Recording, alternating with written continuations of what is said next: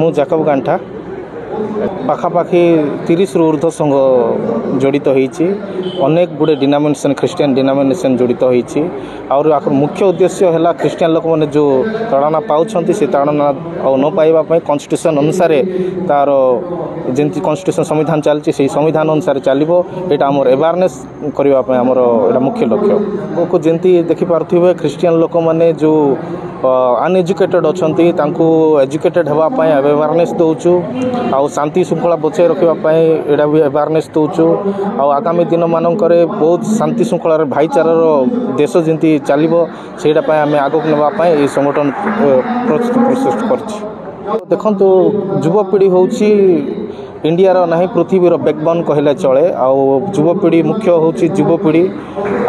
युवपीढ़ी मन को ही नहीं कि आम आगामी दिन मानक ख्रिस्टियन लोक मन को जो ताड़ना होची से ताड़ना न होगापाई कि एजुकेशन पढ़ावाई और अनेक प्रकार अवेयरनेस काम करने युवपीढ़ी को लेकिन आम करूँ।